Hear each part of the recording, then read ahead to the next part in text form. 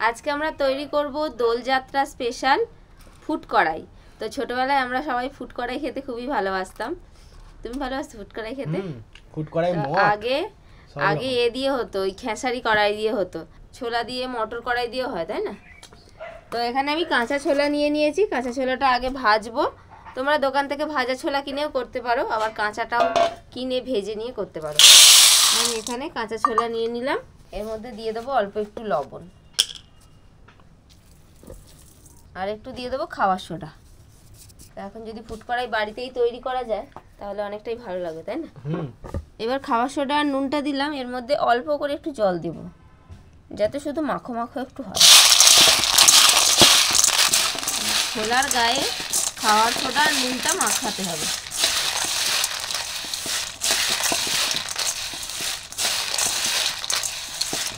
এবার এটা আমরা একটু কিছুক্ষণ রেখে দেবো, 10-15 মিনিট মতো, একটু শুকনো শুকনো হয়ে যাবে।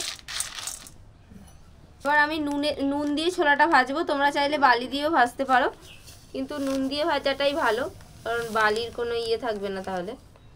আর নুনেতে পোড়া হয়ে যাবে না তো? না না, নুনে পোড়া হবে না। নুনে ভাজা হয় তো। হ্যাঁ। এবার নুনটাকে একটু গরম করে নেব। ততক্ষণ ওটা হতে থাক, আমি এখানে নুনটা একটু গরম করে নিই। আমি ছোলা ভাজতে পারছিলাম না, সেই জন্য এবার মা এসে ভাজছে। আসল কায়দায় ভাজতে হবে। তুমি মডার্ন প্রযুক্তিতে ভাজছিলে ছাঁচা দিয়ে। হ্যাঁ, আমি অত কিছু ভাজতে পারি না। এটাই আসল জিনিস, এইরকম ভাবে ভাজতে হয়। এই তো চড়বড় করে আওয়াজ হবে, দেখো। এই তো চড়বড় করে আওয়াজ হচ্ছে তো। এই কুচিটা আমি ধরতে পারি না।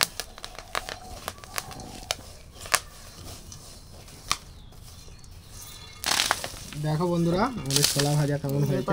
ফেটেছে, হাতে করে নাও, হাতে করে তোলো। এই যে ছোলাগুলো ফেটেছে কি সুন্দর। তো ছোলাটা ভাজা হোক, তারপর ফুড কড়াই তৈরি হবে। তুমি কুলে ধরে বসে থাকো। এই দেখো, যাকে কেউ একজন তো পেরেছে, তাহলেই হবে। ছোলা ভাজা হয়েছে, তাহলে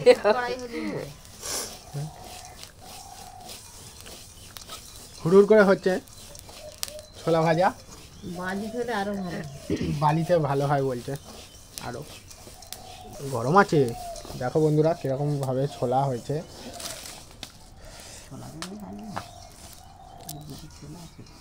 ছোট ছোট ছোলা বলছে, বলছে ছোলাগুলো আর বড় হলে তাহলে ভালো হতো।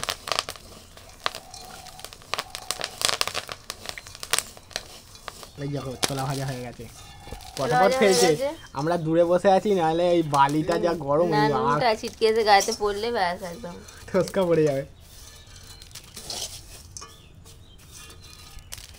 ছোলা ভাজা ফুড কড়াই। বাবা, ফুড কড়াই করতে গিয়ে আমি ছোলাই ভাজতে পারছি না। তো তোমার মা একদিন মুড়ি ভাজা দেখিয়ে দেবে। মুড়ি ভাজা, ছোলা ভাজা, বাদাম ভাজা, চিড়ে ভাজা। তো আমার মা ছোলাগুলো ভেজে দিয়ে গেল, তোমরা দেখতে পারলে। আমি পারলাম না, তো ছোলাটা নুনটা গরম হয়নি বলে হয়নি। এবার আমি একটুখানি জল দিয়ে দেবো,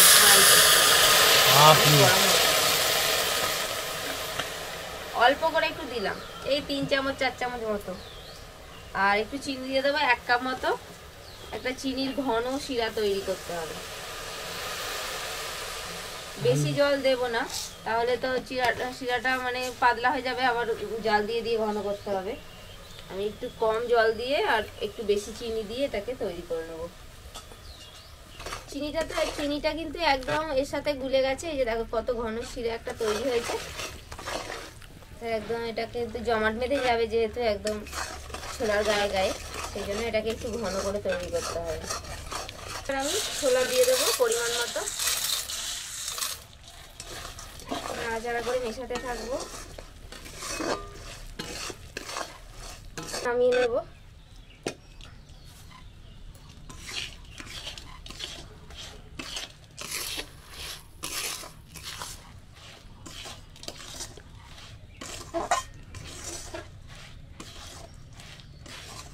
এটা দেখো জমাট বাঁধতে শুরু করে দিচ্ছে, কিন্তু দানা দানা বাঁধতে শুরু করে দিচ্ছে।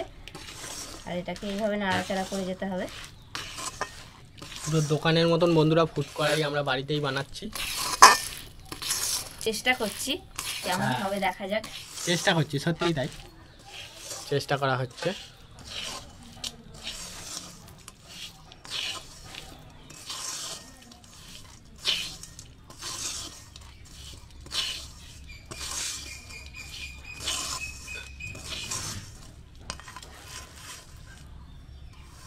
যতটা ঠান্ডা হবে ততই বেশি সাদা হবে। দোকানে অত সাদা ধপধপে কেন হয়? ওরা বিভিন্ন রকম কেমিক্যাল দেয়, তাই না? হ্যাঁ, সেই জন্য অনেক সাদা হয়।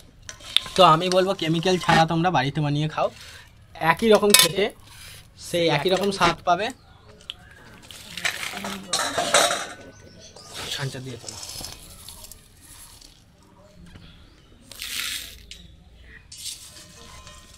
এই যে আমরা ফুড কড়াই বানিয়েছি, পুরো একটা পুরো চিনির গায়ে লেগে আছে, আর এটা একটু গরম আছে এখন, সবেমাত্র কড়াই থেকে তোলা হচ্ছে, একটু ঠান্ডা হলে ভালো লাগবে। এরকম বাড়িতে ছোলা ভেজে, বাড়িতে বা নুনে ছোলা ভেজে এইভাবে ফুড কড়াই তৈরি করতে পারলে দোকানের আর ভেজাল ফুড কড়াই খেতে হবে না। তো দেখো আমাদের ফুড কড়াই একেবারে তৈরি হয়ে গেছে। তো দোলে তোমরা এইভাবে তৈরি করে নিতে পারবে। এই যে দেখাই তোমাদের কেমন হয়েছে। যখন এটা মানে চিনির দানাটা একটুখানি মানে ঠান্ডা হয়ে গেলে একটু সাদা সাদা হয়ে যাচ্ছে। একেবারে দোকানের মতো দেখতে না হলেও খেতে কিন্তু খুব সুন্দরই হয়েছে, মচমচে আছে। তুমি একটুখানি কামড়ে খেয়ে দেখো, বেশি করে নাও। কামড়েই তো খাচ্ছি।